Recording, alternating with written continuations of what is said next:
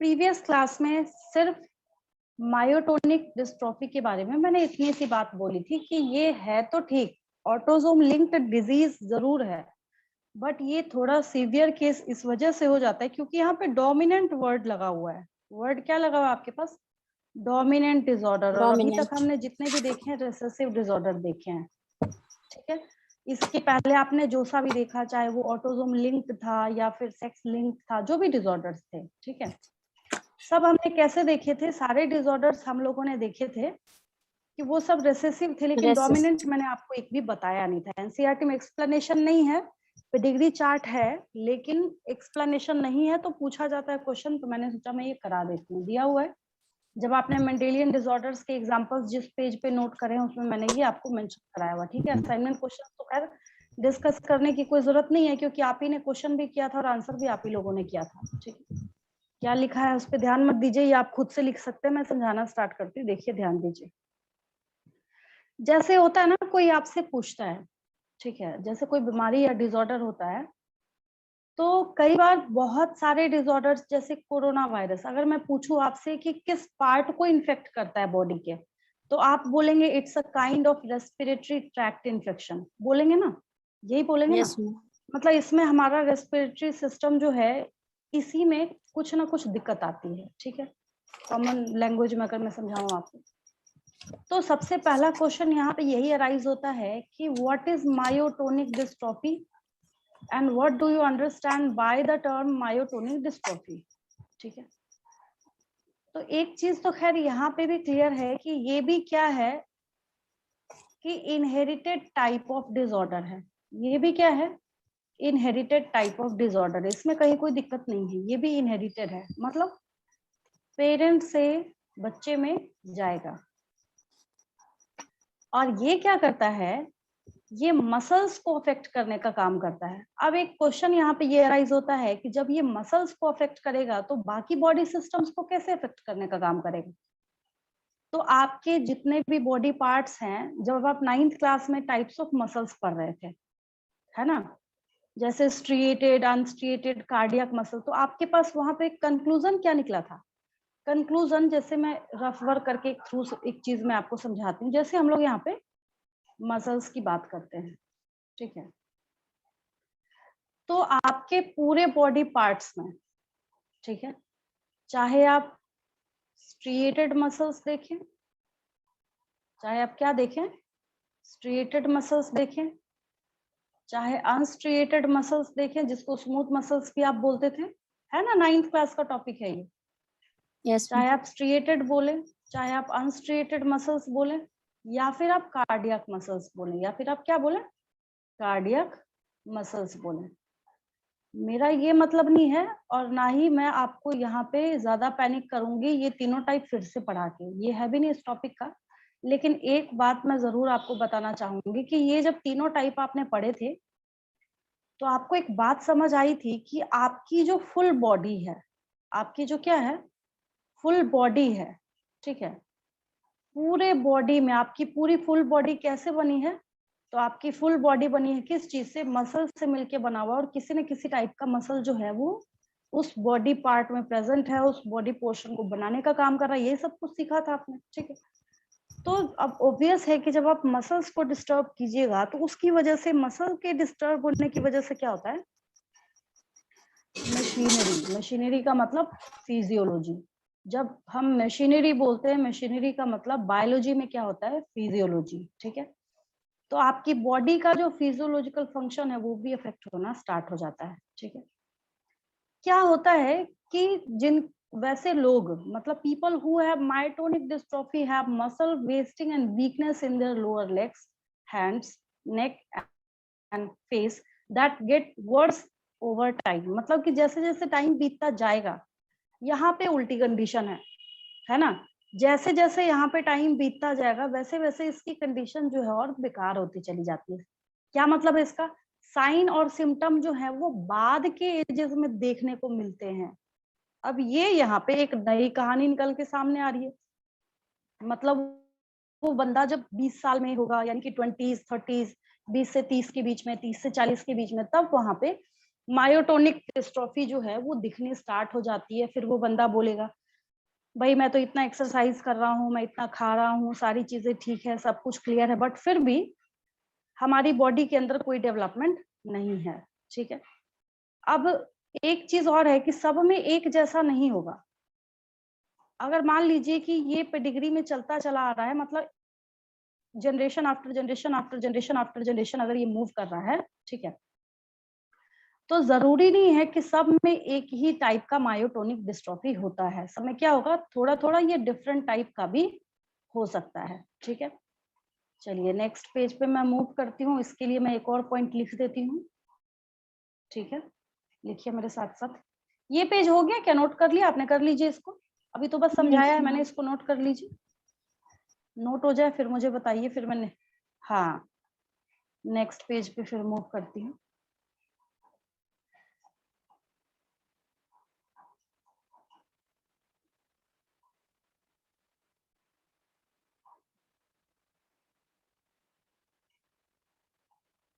चलिए next page पे चलते हैं।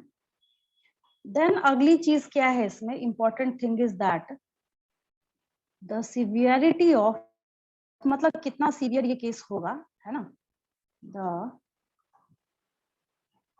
Severity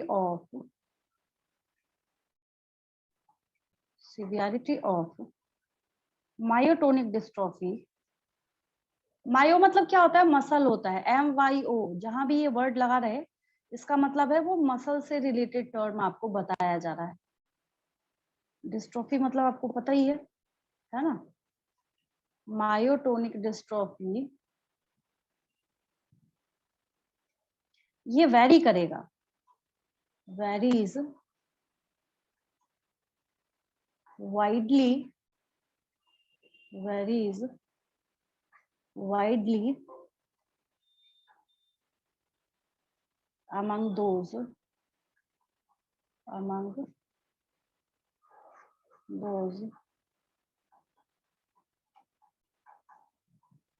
who have it, who have it। मतलब मान लीजिए 10 लोग आपको पता है, 10 बंदे पता है सबको क्या है, मायोटोनिक डिस्ट्रोफी है। किसी में कुछ लक्षण हो सकता है, किसी में कुछ हो सकता है मसल रिलेटेड, किसी में ज्यादा हो, किसी में कम हो। इवन की अगर एक ही परिवार के आपको पता है 2 बंदे ऐसे हैं जिनको ये मायोटोनिक डिस्ट्रोफी है, तो जरूरी नहीं है कि बिल्कुल एग्जैक्ट फोटोकॉपी सिम्टम्स होंगे। इवन अमंग फैमिली मेंबर्स, यहाँ तक कि फैमिली मेंबर्स में भी वो क्या नहीं होंगे, सेम और सिमिलर टाइप के नहीं होंगे फैमिली मेंबर्स। ठीक है, ये लिख लीजिए। अब ये सीवियर कंडीशन इस वजह से भी बन जाता है क्योंकि जैसे जैसे जैसे जैसे आप इसमें आगे की तरफ मूव करते जाएंगे। अच्छा, डिसेबिलिटी मतलब आप लोग समझते हैं, तो इसमें ऐसी डिसेबिलिटी भी हो सकती है कि कोई बॉडी का पार्ट जो है वो काम करना बंद कर दे। ठीक है, ऐसा भी हो सकता है। ठीक है, 15 से 20 साल तक ये डिसेबिलिटी उतना पता नहीं चलता, खास तरीके से क्लियर नहीं हो पाता, लेकिन उसके बाद ये ज्यादा डेंजरस होता चला जाता है। ठीक है, उसके लिए पॉइंट लिख लीजिए। द वीकनेसेस पे क्वेश्चंस हम लोग बनाएंगे, कैसे बनेगा पहले मैं आपको सिखा दूंगी, फिर 1 बाय 1 करके क्वेश्चंस पूछना स्टार्ट करूंगी। ठीक है, the weakness and muscle wasting and the weakness and muscle wasting, इसने फिर काम करना बंद कर दिया है। The weakness and muscle wasting क्या होता है इसके साथ, दैट स्लोली स्लोली होता है। ऐसा नहीं है कि कोई मतलब अचानक से ब्लड कैंसर है जो जाके सीधा अटैक करेगा, पेशेंट की विद इन 6 मंथ्स के अंदर डेथ हो जाएगी, ऐसा कुछ नहीं है। दैट बट सीवियर कंडीशन तो है। कैसे होता है, ये स्लोली होता है, धीरे धीरे होता है, तभी तो 15-20 साल तक बच्चा सरवाइव कर रहा है और उसको पता ही नहीं चल रहा है। स्लोली, तभी इसको स्लोली बोला जा रहा है यहाँ पे। प्रोग्रेस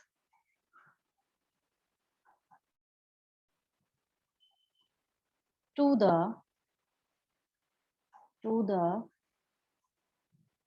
पॉइंट ठीक है, of disability, of disability, of disability. ठीक है, अब देखिए एक और चीज है जो मैंने बोला कि 15 से 20 साल तक पता ही नहीं चलता है, कि उसके लिए पॉइंट लिख लीजिए यहाँ पे। यूजुअली मतलब मोस्टली ऐसा होता है, यूजुअली डिसेबिलिटी केसेस करना हम लोग स्टार्ट करेंगे इसके ऊपर। Usually disability does not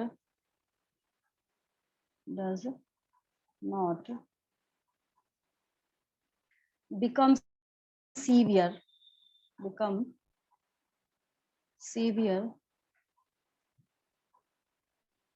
until 15 to 20 15 to 20 15 से 20 साल तक नहीं पता चलता उतना, 20 years। ठीक है, after the symptoms appear, after उसके बाद क्या होगा, सिम्टम्स लक्षण जो हैं वो दिखने स्टार्ट हो जाते हैं, सिम्टम्स अपीयर, ये दिखने क्या हो जाते हैं, स्टार्ट हो जाते हैं। ठीक है, चलिए कुछ मायोटोनिक डिस्ट्रोफी के केसेस में दिखा देती हूँ आपको, है ना। जब हम लोग बात करते हैं किसकी, मायोटोनिक डिस्ट्रोफी की,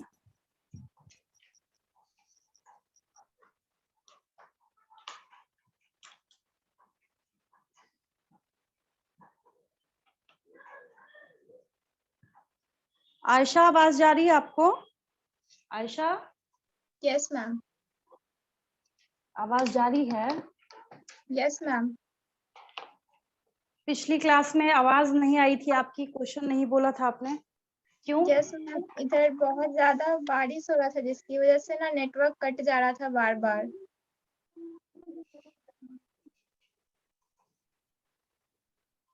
अच्छा, आज ठीक है? Yes ma'am. आज सही है connection Ayesha? Yes yes ma'am. हाँ तो आज करेंगे, चलिए ठीक है।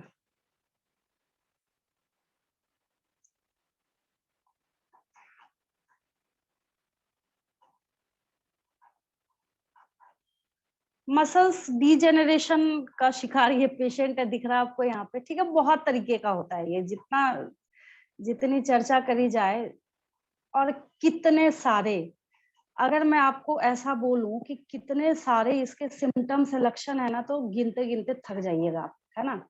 ऐसा भी होता है इसमें, तो आपका दिमाग खराब हो जाएगा।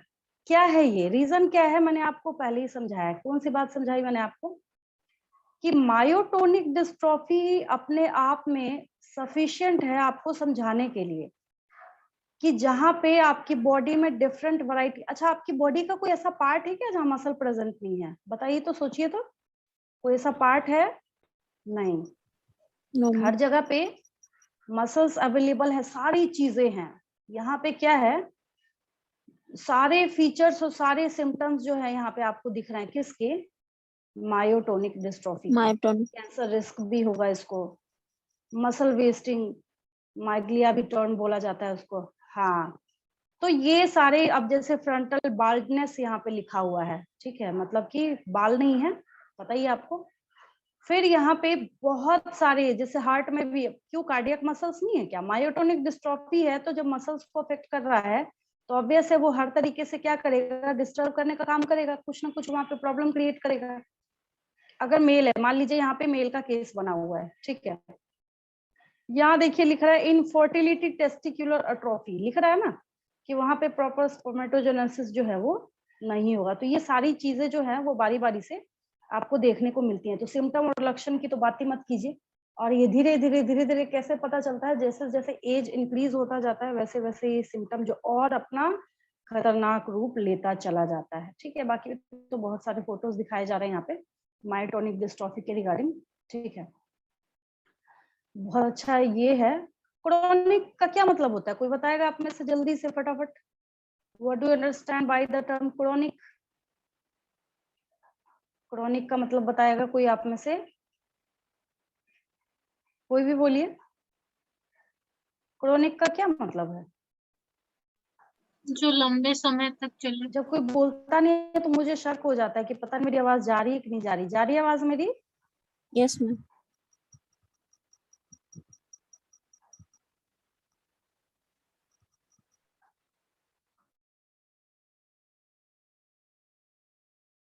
मेरी आवाज जा रही है आप लोगों को? Yes ma'am. Yes ma'am. Yes कोई भी मैम। बोलिए उधर से। Yes ma'am. Yes ma'am. देखिए, मैम जब कोई डिजीज लंबे टाइम तक रहती है।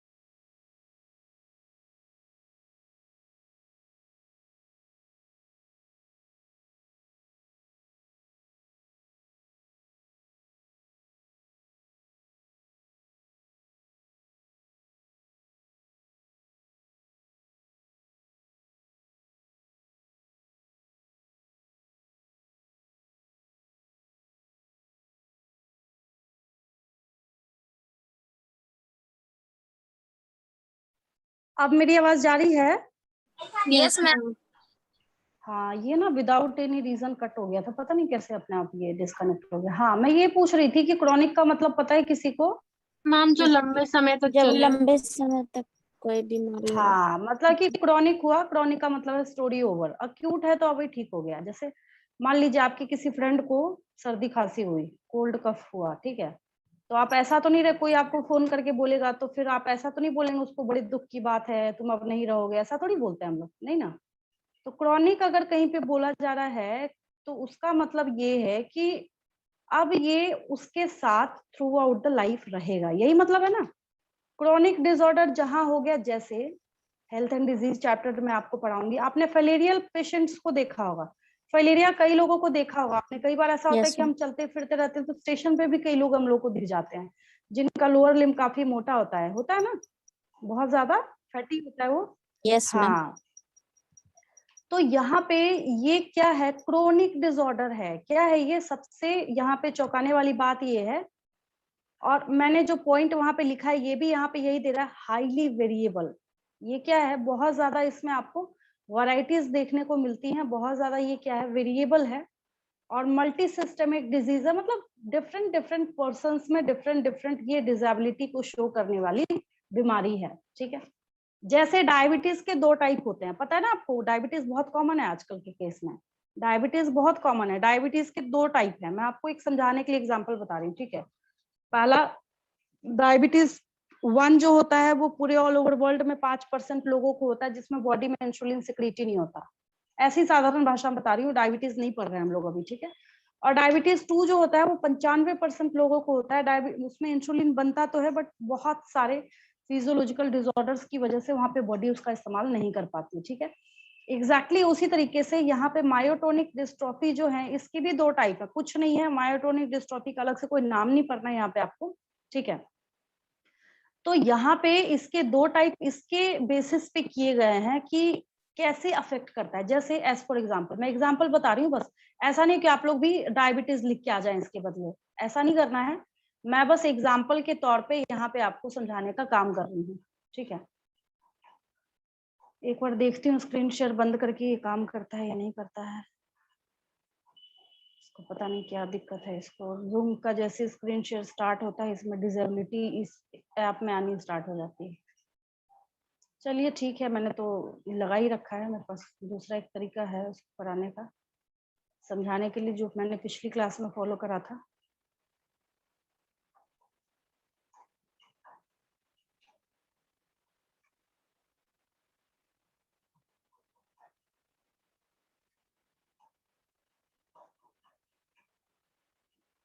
नहीं चल रहा है ये, इरेजर सिलेक्ट होके है, इसको रहने देते हैं यहीं पे। ठीक है, मैं आपको समझाती हूँ, देखिए मैं क्या बोल रही हूँ। उसी तरीके से मायोटोनिक डिस्ट्रॉफी भी जो है उसके भी क्या होते हैं, 2 टाइप्स होते हैं। कैसे अफेक्ट करेगा, कितना अफेक्ट करेगा, कितने एज में किस तरीके से अपने आप को रेगुलेट करने का, शो कराने का काम करेगा, इस बेसिस पे क्या है, इसके टाइप्स को हम लोगों ने डिसाइड करा है, डिवाइड करा है। ठीक है, देखिए ये मैं आपको एग्जांपल किस चीज का दे रही हूँ, डायबिटीज का। ठीक है, डायबिटीज के जो टाइप हैं, डायबिटीज के जो टाइप हैं वो 2 हैं। आपने सुना है ना बोलते हुए सबको, आप देखिए रिपोर्ट जाके देखिए, आपके जान पहचान में जरूर किसी को डायबिटीज होगा, है ना, तो आप देखेंगे कि रिपोर्ट में टाइप 2 लिखा होता है। ये पूरे वर्ल्ड में 5% लोगों को होता है और ये पूरे वर्ल्ड में 95% लोगों को होता है। कैसे इसको डिवाइड किया गया, व्हाट इज द क्राइटेरिया, इसके लिए हम लोग यहाँ पे क्राइटेरिया क्या यूज करते हैं। ठीक है, तो क्राइटेरिया को जब आप लोग देखना स्टार्ट करते हैं तो इसमें क्या है कि इंसुलिन जो है वो सिक्रीट ही नहीं होता है। इंसुलिन जो है इसमें सिक्रीट ही नहीं होता, ये ज्यादा डेंजरस होता है और कम भी होता है। और इस केस में क्या होता है, इंसुलिन सिक्रीट होता है, बट ये क्या होता है, इंसुलिन जो है प्रॉपर वर्क फंक्शन, बहुत सारे फिजियोलॉजिकल इसके रीजन है जिसको हम लोग बाद में देखेंगे। ठीक है, तो इसी तरीके से इसी बेसिस पे जब हम मायोटोनिक डिस्ट्रॉफी को देखना स्टार्ट करते हैं इसको, ठीक है, मायोटोनिक डिस्ट्रॉफी के भी आपके पास 2 टाइप है। पहला है मायोटोनिक डिस्ट्रॉफी 1 और दूसरा है मायोटोनिक डिस्ट्रॉफी 2।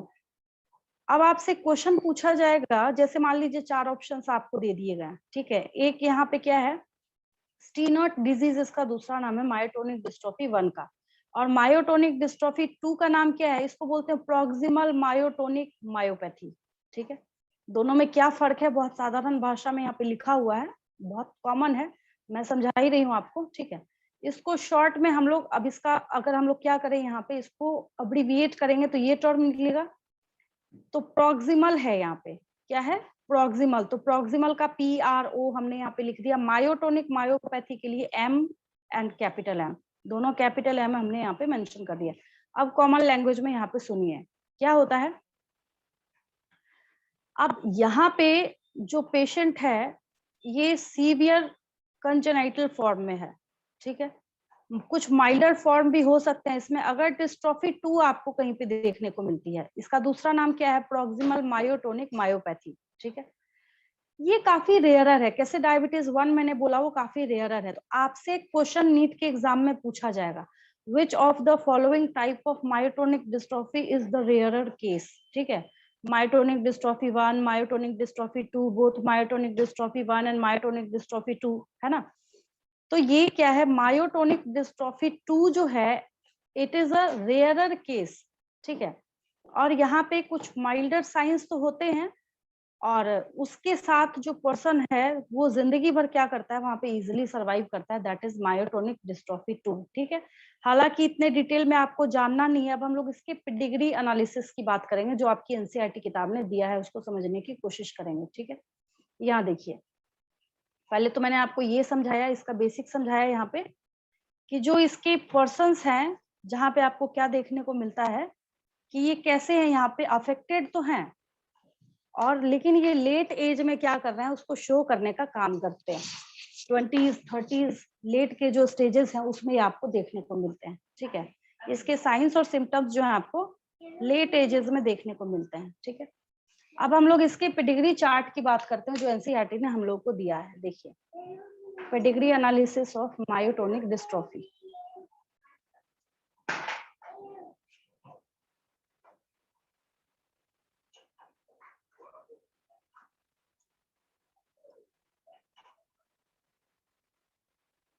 देखिए, एनसीईआरटी का भी होगा इसमें, नहीं है तो सारे एक जैसे ही हैं।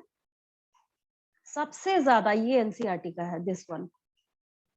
यहाँ पे ए वाला जो है, ये फर्स्ट केस जो आपको यहाँ पे शो कर रहा है, ये फर्स्ट केस किसका है? ये मायोटोनिक डिस्ट्रोफी का है। ठीक है, हम लोग अलग से भी देख लेते हैं। इसको हटाइए यहाँ से। अगर हम इसको अलग से देखने की कोशिश करते हैं, ऑटोसोमल डोमिनेंट डिसऑर्डर, इसमें तो काफी इधर लिखा हुआ है, खिचड़ी बना रखी है किसी ने। दूसरा हम लोग देखते हैं। तो यहाँ पे क्या है, नहीं ये दूसरी चीज का है, उसी का एक टाइप है। ऐसे क्वेश्चंस पूछे जाएंगे आपसे एग्जाम में, वो तो खैर मैं कराऊंगी प्रैक्टिस क्वेश्चन में, उसके लिए कोई दिक्कत नहीं है। कोई भी एक ढंग का इसमें से मिल जाए मायोटोनिक डिस्ट्रोफी में। देखिए ये अब एक उम्दा चीज है ये आपको समझाने के लिए, क्योंकि ये क्या है, डोमिनेंट डिसऑर्डर है। क्या है ये, व्हाट इज दिस टाइप? तो ये एक डोमिनेंट टाइप ऑफ डिसऑर्डर है। तो उसको समझने का सबसे अच्छा तरीका क्या है? अच्छा, आपको याद है थैलेसीमिया के लिए मैंने एक ऐसा चार्ट दिखाया था, याद है सबको?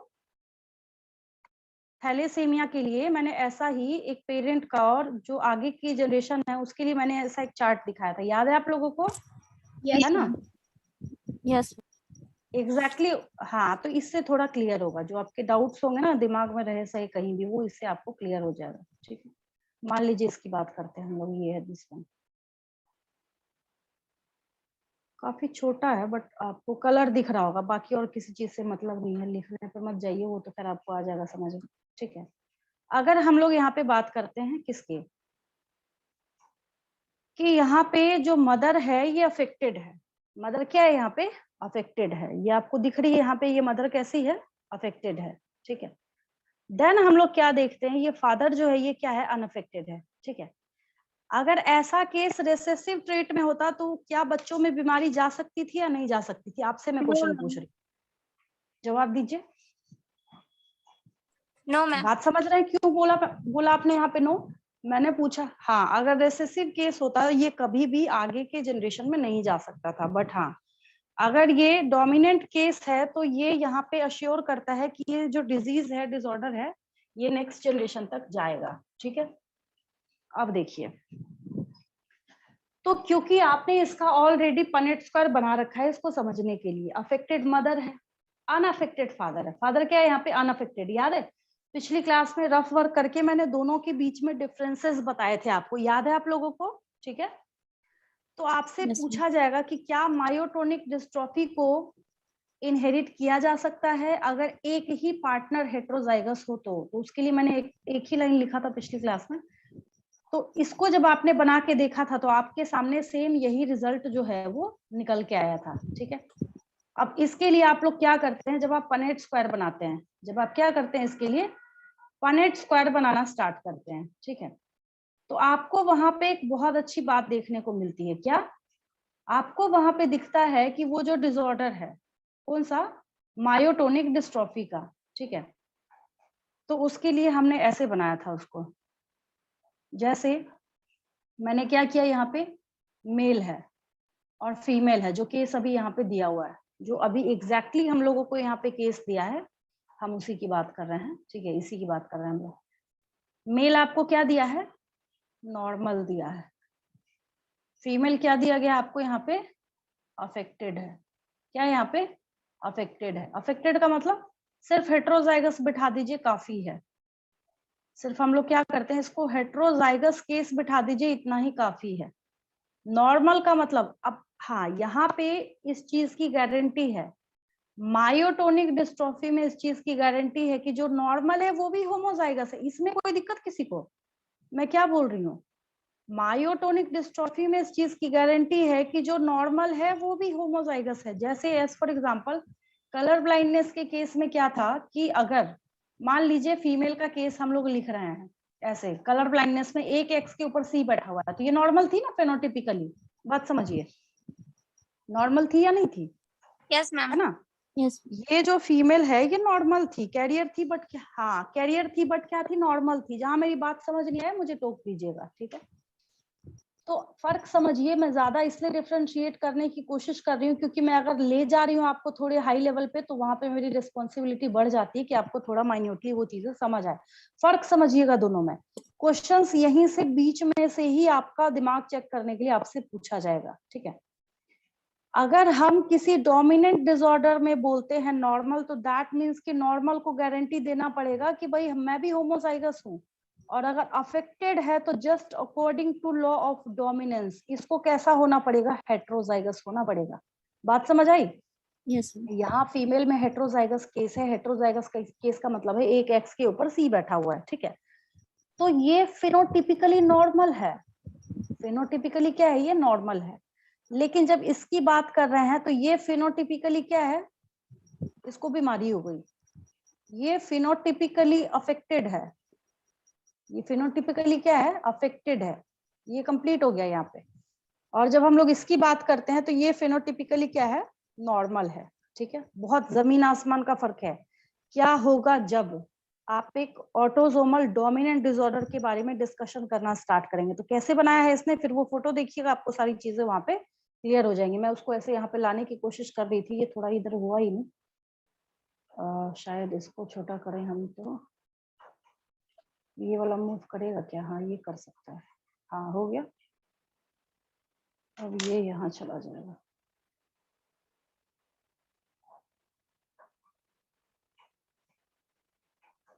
पता नहीं कहाँ गया, ये नहीं चला गया, यहाँ चला गया। चलिए ठीक है। अब एक जगह आ गया तो मैं यही चीज और यही केस आपको यहाँ पे समझा रही हूँ। इसी पेज पे, रफ पेज पे ही है, तो मुझे समझाने में आसानी होगी कि मैं क्या बोल रही हूँ यहाँ पे। ये देखिए, ये है, यही केस है, इसी को समझा रही हूँ मैं। और देखिए थोड़ा ये इधर क्लियर कर देती हूँ। मैंने यही बोला है। अभी अभी क्या लिखा है मैंने, फादर क्या है यहाँ पे, अनअफेक्टेड है। फादर क्या है, अनअफेक्टेड है। अभी मैं डिफरेंस बता रही थी दोनों के बीच में। और फादर अनअफेक्टेड है तो मदर क्या है यहाँ पे, अफेक्टेड है। कैसे अफेक्टेड है, हाउ, मदर कैसे अफेक्टेड है? तो मदर ऐसे कैसी अफेक्टेड है यहाँ पे, बताइए, आंसर दीजिए उधर से। मदर जो है अफेक्टेड है यहाँ पे, हेट्रोजाइगस है। क्या है, हेट्रोजाइगस है, ठीक है।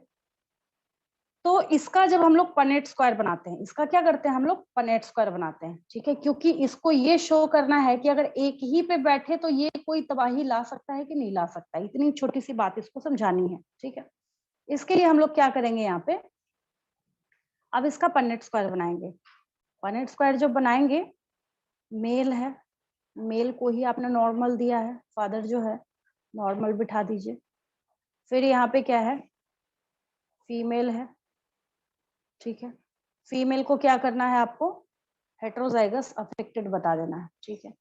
फिर क्या कीजिए, इसका capital A means normal, capital A means normal, and capital A and small a means affected, capital A and small a means affected. In the case of myotonic dystrophy, a heterozygous child is referred as affected. Why? Question समझ है मेरा, हिंदी में बोलती हूँ। अगर हम किसी dominant disorder के अंदर एक हेट्रोजाइगस केस लिखते हैं किसी बच्चे के लिए, तो वहां पे इस बात की गारंटी हो जाती है कि उसको डिसऑर्डर है, उसको बीमारी है और वो अफेक्टेड है। क्यों? क्वेश्चन समझ आया मेरा, है ना? तो क्या लिखेंगे वहां पे, आंसर दीजिए उधर से।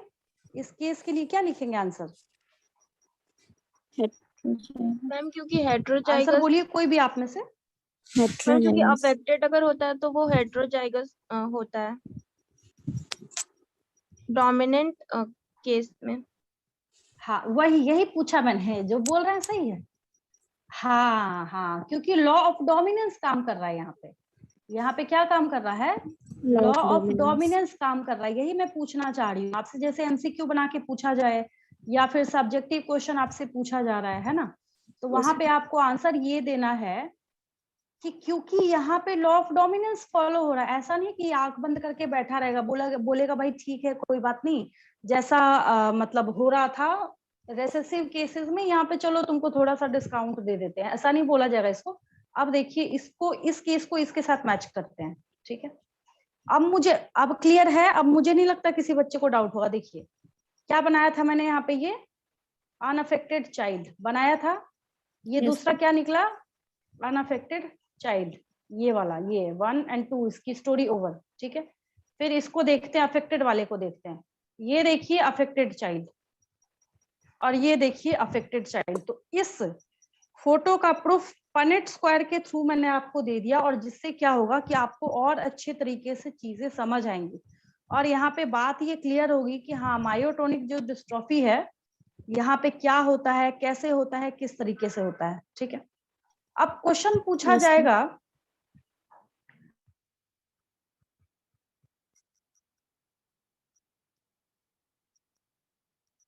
कि what is the reason of, नहीं कर रहा है, ठीक है। एक क्वेश्चन यहाँ पे आएगा रीजंस ऑफ, मैंने सब कुछ बताया आपको बट मैंने रीजन नहीं बोला अभी तक, है ना। म्यूटेशन जो है यही रीजन है, क्या होता है, क्यों होता है, कैसे होता है, उसको चलिए फटाफट हम लोग लिखते हैं, ठीक है। तो यहाँ पे मेरे साथ साथ लिखिए, लिखेंगे हम लोग यहाँ पे reasons of myotonic dystrophy, myotonic dystrophy, ठीक है। क्या हो सकता है इसका रीजन? सो देखिए, इस मायोटोनिक डिस्ट्रॉफी का रीजन ये है, कारण ये है कि ये, हाँ, और ऐसा नहीं है जैसे हम लोग क्या बोलते हैं, एड्स का नाम सुना है ना आप लोगों ने 10वीं क्लास से, एक्वायर्ड इम्यूनोडेफिशिएंसी सिंड्रोम, ठीक है। अब उसमें कोई ये भी नहीं बोल सकता कि उसको सर्दी खांसी होगी, कोई ये भी नहीं बोल सकता उसको बुखार होगा, कोई अ ग्रुप ऑफ सिम्टम्स बोलते हैं ना हम लोग वहां पे कि एक डिसऑर्डर है, ग्रुप ऑफ सिम्टम्स है। तो मस्कुलर डिस्ट्रॉफी तो है ये, मस्कुलर डिस्ट्रॉफी होने के साथ साथ यहाँ पे क्या है, यहाँ पे variety of group of abnormality, खराबी, डिसऑर्डर, डिजीज, सब कुछ आपको देखने को मिलता है, ठीक है। पहली चीज, फर्स्ट पॉइंट तो आप यही लिख लीजिए, उसके बाद मैं इसका रीजन आपको म्यूटेशन का जो है वो मैं लिख देती हूँ, ठीक है। तो एक तो यहाँ पे पॉइंट आप ये लिख सकते हैं कि मस्कुलर डिस्ट्रॉफी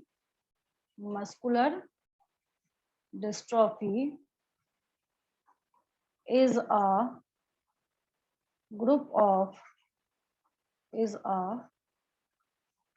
of diseases, ये लिखना जरूरी है। कितने सारे लक्षण आ रहे हैं देख रहे हैं ना आप, जैसे उस बंदे की फोटो लगाई थी मैंने, है ना, उसको कितने सारे, मतलब आप थक जाएंगे गिनते गिनते।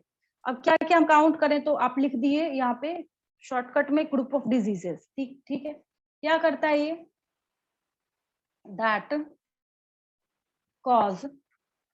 that cause progressive weakness,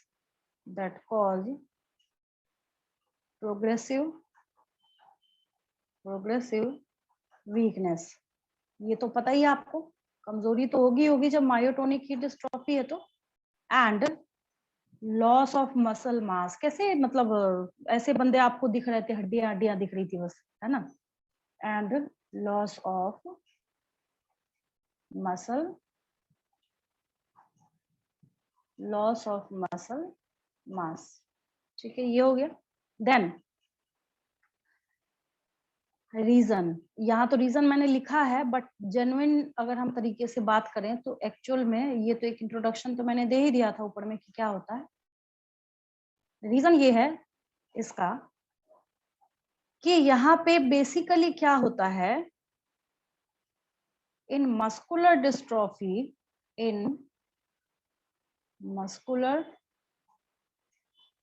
dystrophy, ठीक है,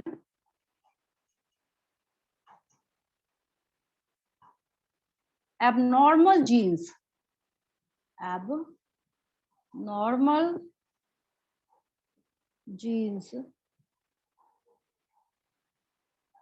मतलब क्या हो गया इसका कि म्यूटेशन हुआ है उसमें, क्या हुआ इसका मतलब, म्यूटेशंस इंटरफेयर, क्या करता है ये, इंटरफेरेंस कॉज करेगा, इंटरफेयर किस चीज के साथ, with the production of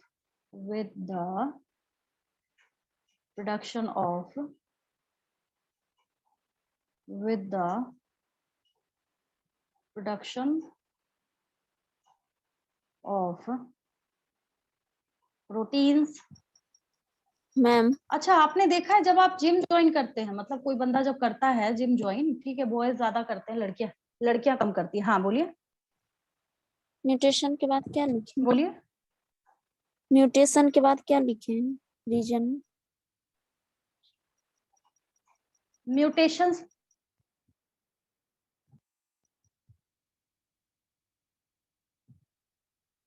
interfere है, INTERFERE, इंटरफेयर, ठीक है, with the production of proteins needed, हाँ इंटरफेयर है, needed to form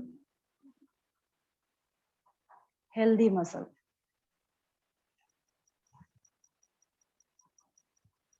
healthy muscle, ये कारण है इसका, ये क्या इसका रीजन है, ठीक है। अब मैं समझाती हूँ, ठीक है। अब देखिए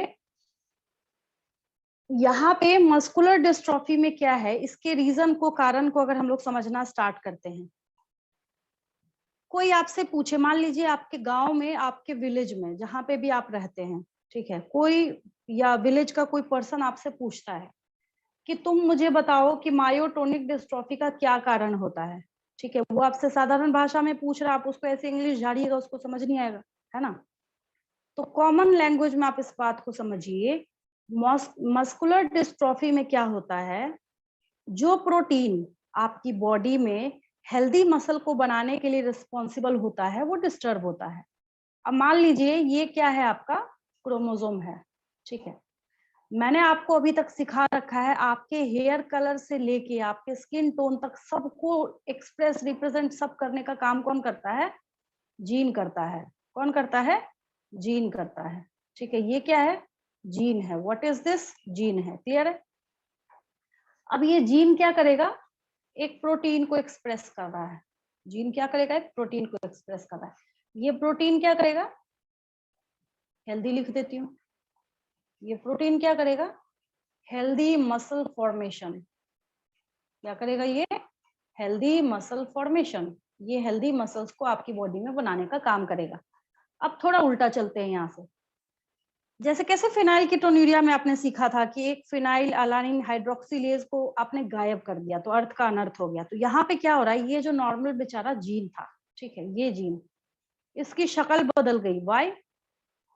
म्यूटेशन हो गया इसके अंदर। क्या हो गया? म्यूटेशन हो गया। What is mutation? Certain change in DNA. Mutation is sudden change in DNA. तो जब डीएनए में हाँ अचानक से कोई चेंज होता है तो हम उसको बोलते हैं कि म्यूटेशन है। तो यही जो चेंजेस हैं, अब जैसे मान लीजिए कि एक मेल है, एक क्या है यहाँ पे? मेल है, ठीक है, और एक फीमेल है। 11th क्लास में मैं पढ़ा रही थी तो मैंने ऐसी रफ में बना दिया और मैंने बोला कि ये बताओ मुझे कि ये सब जो है ये एक स्पीशीज के नहीं है या नहीं है। तो एक लड़का बोलता है उधर से, मैडम ये तो बताइए कि लड़का है कि लड़की है। वही अभी मुझे याद आया कि मैं रफ में बना रही थी ना। तो होता है ना कि 10th से पास आउट बच्चे तो छोटे ही होते हैं, तो मतलब स्पीशीज का मतलब सब तो एक ही स्पीशीज के है ना भाई, बॉयज हो या गर्ल्स हो, है ना। तो शायद उसके दिमाग में ये होगा कि बॉयज को दूसरी स्पीशीज में कर देंगे, गर्ल्स को दूसरी स्पीशीज में कर देंगे, ठीक है। तो एक एग्जाम्पल समझिए आप यहाँ पे। सपोज कीजिए कि हम यहाँ पे क्या करते हैं, पेरेंट्स को ले रहे हैं। हम यहाँ पे क्या कर रहे हैं? पेरेंट्स को। वही मुझे याद आया तो मैं यहाँ पे मार्क कर देती हूँ। एक मेल है, मैंने बताया नहीं था वहां पे, अब से मैं यही काम करूंगी, हर बैच में बता दिया करूंगी। एक मेल है और एक फीमेल है, ठीक है। अब मान लीजिए कि ये जो मेल है इसका कुछ हैबिट ऐसा है, इस तरीके का है, किसी क्रोमोसोम में डीएनए के ऊपर जो जीन्स थे, क्रोमोसोम के ऊपर जो जीन्स थे, कहीं पे क्या हो गया, कुछ म्यूटेशन हो गया, ऑल्टरेशन ऑफ जीन्स हो गया, ठीक है। होने की वजह से क्या होगा, अब इसके भी 1 सेट ऑफ क्रोमोसोम गए बच्चे की बॉडी में, और इस फीमेल के भी 1 सेट ऑफ क्रोमोसोम गए कहाँ पे? बच्चे की बॉडी में, ठीक है। ये अफेक्टेड वाला है, ये क्या है? एक अफेक्टेड वाला है, तो हेट्रोजाइगस केस बनाएगा, और हेट्रोजाइगस केस बनाने के बाद वो बच्चा क्या होगा? अफेक्टेड हो जाएगा। बाकी तो मैं ये क्या बोल रही हूँ, ये आपको इस केस के थ्रू समझ आया था। देखिए ये जो केस है रफ वाला, यही मैं बोल रही हूँ यहाँ पे। जैसे मान लीजिए इसने यहाँ पे अफेक्टेड मदर लिखा है, तो अगर अफेक्टेड मदर है तो उसकी वजह से भी यहाँ पे क्या हो सकता है? 50-50% की प्रोबेबिलिटी क्या है यहाँ पे? 1 box is 25%, this box is 25%, this box is 25%, this box is 25 and this is also 25। So the probability of normal offsprings will be 50% and the probability of the affected child will be 50%, है ना। यहाँ पे क्या होगा percentage. अगर मैं बोल दूं दोनों अफेक्टेड हैं, दोनों क्या है अफेक्टेड हैं, ठीक है। तो चलिए खैर एक ही साथ क्वेश्चंस में दे दूंगी उसको जो मैं बोलना चाह रही हूँ। यहाँ पे कुछ क्वेश्चंस है, खैर आप लोग तो लगे हाथ साथ के साथ बना ही लेंगे, मैंने आपको बता भी रखा है। अब यहाँ पे क्या है, ये प्रोटीन वाला जो केस है, अगर आपको समझने में कभी दिक्कत आए तो एक एग्जांपल आप लोग क्या कर सकते हैं, इसके लिए याद रख सकते हैं। जैसे मान लीजिए मैंने आपको ये केस समझाया था अभी रफ के लिए, और उसमें मैंने आपको ये बात बताई थी कि एक जीन जो कि एक प्रोटीन बनाने के लिए रिस्पॉन्सिबल है, जो प्रोटीन आपकी बॉडी में हेल्दी मसल्स बनाने के लिए रिस्पॉन्सिबल है, उस जीन के अंदर जब आप म्यूटेशन कराएंगे तो ऑब्वियस है आगे की सारी मशीनरी यहाँ पे डिस्टर्ब हो जाएगी। यही मेरा यहाँ पे बोलने का मतलब है, आगे की जो सारी मशीनरी है वो क्या होगी, डिस्टर्ब हो जाएगी। ठीक, आपने जब किसी को सुना होगा कि जिम ज्वाइन कर रहा है, तो जो उसका जिम ट्रेनर होता है ना, सबसे ज्यादा किस चीज पे ध्यान देता है पता है आपको? जिम ट्रेनर क्या एडवाइस देता है? आप में से कोई बोलेगा मुझे? मान लीजिए घर में किसी ब्रदर को आपने किसी के ब्रदर को देखा होगा या फैमिली में सुना होगा किसी को, और जैसे बहुत ज्यादा रेयर रेयर तो नहीं बोलूंगी, मेट्रो सिटीज वगैरह में जाएंगे तो सारी लेडीज फीमेल सब जा रही हैं जिम, वहां पे बहुत कॉमन है। बिल्कुल अचानक जिम से ट्रेनर वर्कआउट क्या ना बोलता है, छोड़ने के कोई भी लिए। बताइए आप में से, उसकी सलाह क्या होती है पता है आपको?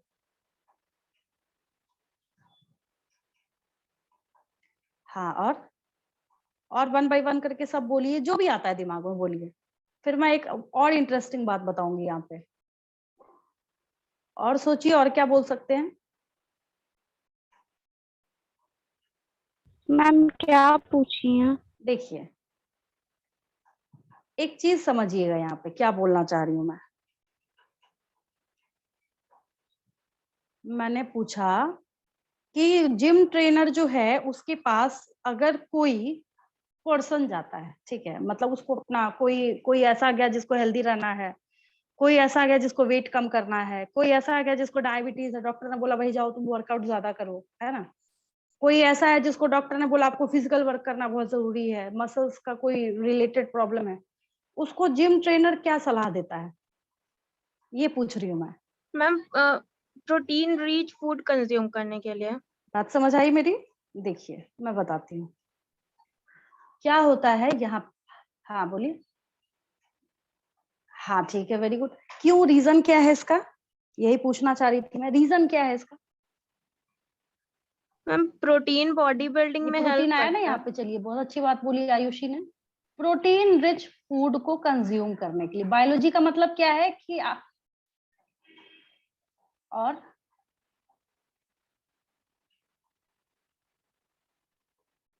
जो भी जाते हैं उनको बोला जाता है कि आपको प्रोटीन रिच, हाँ ज्यादा भी नहीं लेना है, ज्यादा लिए तो पता चला कुछ और ही। आपने देखा न्यूज चैनल्स पे दिखाते हैं कि कहीं पे मसल्स जो है वो ज्यादा ग्रो कर गए, एक हाथ लंबा हो गया एक छोटा रह गया। ज्यादा भी नहीं कर सकते, excess of everything is bad. एक प्रॉपर मतलब कि अगर कोई जिम ट्रेनर भी है तो उसको बहुत ध्यान देना पड़ता है कि मैं क्या बता रहा हूँ, मेरे अंदर जो भी गाइडेंस ले रहा है, समझिएगा ध्यान से। थोड़ा सा बायोमोलिक्यूल्स चैप्टर पे चलते हैं। कहाँ चलते हैं? बायोमोलिक्यूल्स पे चलते हैं, ठीक। यहाँ पे किसी ने क्या किया, चावल खाया, ठीक है, रोटी खाई, ब्रेड ब्रेड खाया, ठीक है, और इधर कोई क्या कर रहा है, मान लीजिए प्रोटीन रिच, यहाँ क्या कर रहा है कोई प्रोटीन रिच। अब ये नहीं कार्बोहाइड्रेट खत्म ही कर दीजिए, कहानी ओवर नहीं करनी है, वो भी चाहिए एक ऑप्टिमम अमाउंट में। ये नहीं आप लोग बंद ही कर दीजिए कार्बोहाइड्रेट खाना, ऐसा नहीं। यहाँ पे प्रोटीन रिच ड्राई फ्रूट्स खा रहे हैं, समझिएगा बहुत ध्यान से, इंटरेस्टिंग स्टोरी है, ठीक है। पता नहीं लोग समझते क्यों नहीं है, बात क्यों नहीं छोटी सी समझ आती लोगों को। देखिए आजकल क्या है ना कि धीरे धीरे जैसे जैसे लाइफस्टाइल चेंज होता जा रहा है, डायबिटीज बहुत कॉमन हो गया है। डायबिटीज छोड़ दीजिए, सबसे बड़ी प्रॉब्लम और जिससे लोग सबसे ज्यादा परेशान है वो वेट गेन से है। कोई एक वीडियो डालता है यूट्यूब के ऊपर, 2 दिन में वेट कम करें, उसके ऊपर 10 मिलियन व्यू चले जाते हैं 2 दिन के अंदर, जाते हैं नहीं जाते हैं, देखा है आपने?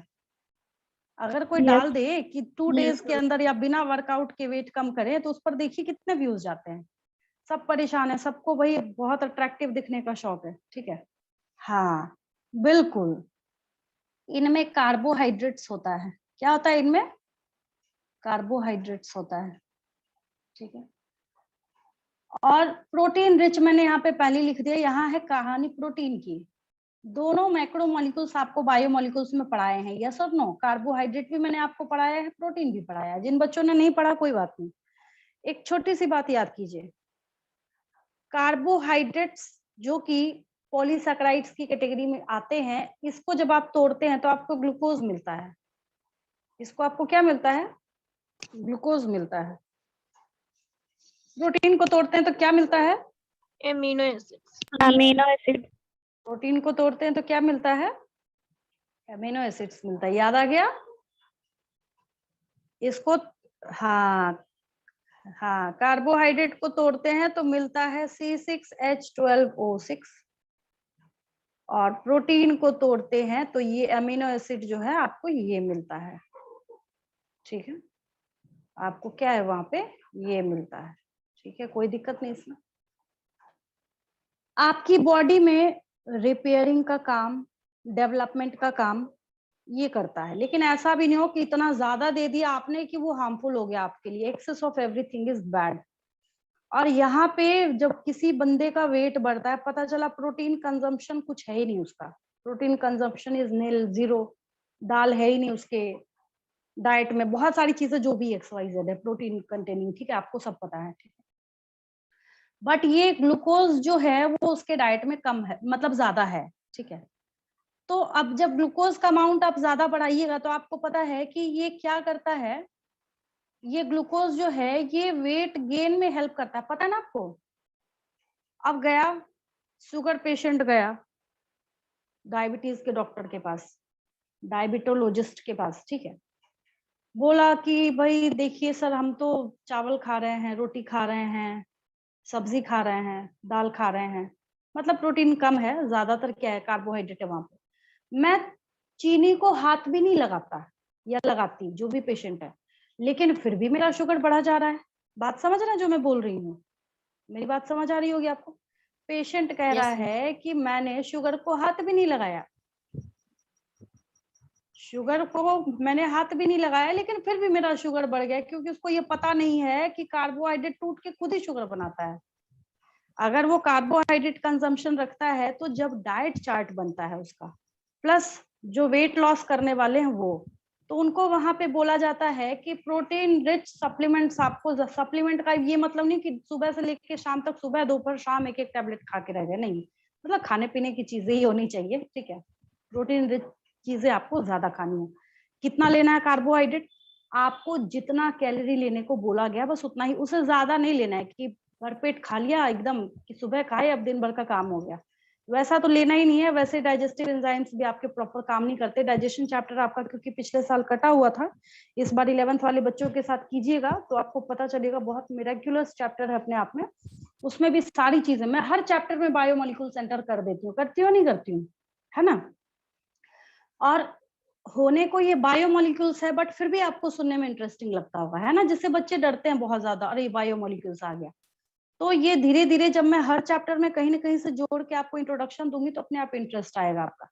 तो आज से आपके गली मोहल्ले घर आस पड़ोस में अगर कोई बोले कि मैं चीनी को हाथ नहीं लगाता, तो उसको ये रीजन समझा दीजिएगा कि भाई आप तो शुगर ही शुगर खा रहे हैं, लेकिन आप बोल रहे हैं कि मैं चीनी को हाथ नहीं लगा रहा, ठीक है, जितना चाहिए उतना ही चाहिए। अब मैं प्रोटीन के ऊपर डिस्कशन इसलिए कर रही हूँ कि इसके बाद जिंदगी में आप कभी नहीं बोलेंगे कि हमें मायोटोनिक डिस्ट्रोफी समझने में दिक्कत आई है। ये प्रोटीन जो है, मसल तो क्या, आपकी बॉडी के अंदर ये जो सेलुलर मास मैंने यहाँ पे बना दिया ना, कल को जाके कुछ ऐसा हुआ कि यहाँ पे मान लीजिए एक्सटर्नल पार्ट में कोई कट हुआ और यहाँ से ब्लीडिंग होनी स्टार्ट हो गई, ठीक है, इसकी हीलिंग कार्बोहाइड्रेट जाके नहीं करेगा, इसकी हीलिंग जो है वो प्रोटीन जाके करेगा, पता है ना आपको। रिपेयरिंग का, डेवलपमेंट का, एक एक अमीनो एसिड, जो मैंने आपको अमीनो एसिड का चार्ट दिखाया था, याद है आपको?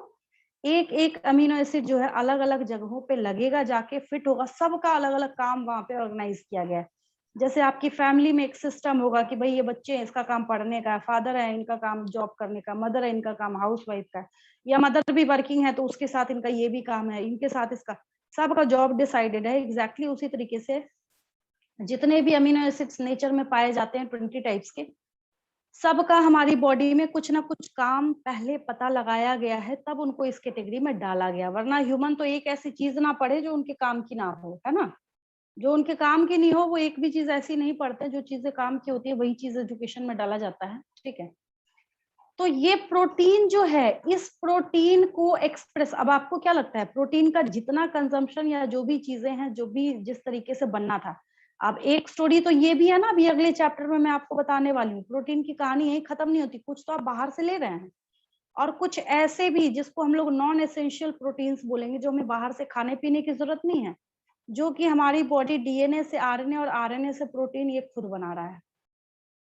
आरएनए से प्रोटीन ये क्या कर रहा है, यहाँ पे खुद ही बना रहा है, ठीक है। तो ये वाला जो प्रोटीन है, इसी को एक्सप्रेस करने वाले जो जीन्स हैं वो मायोटोनिक डिस्ट्रोफी के पेशेंट में गड़बड़ हैं। कैसे? इसको एक्सप्रेस करने का काम जो जीन करता है, उस जीन के अंदर म्यूटेशन हो चुका है।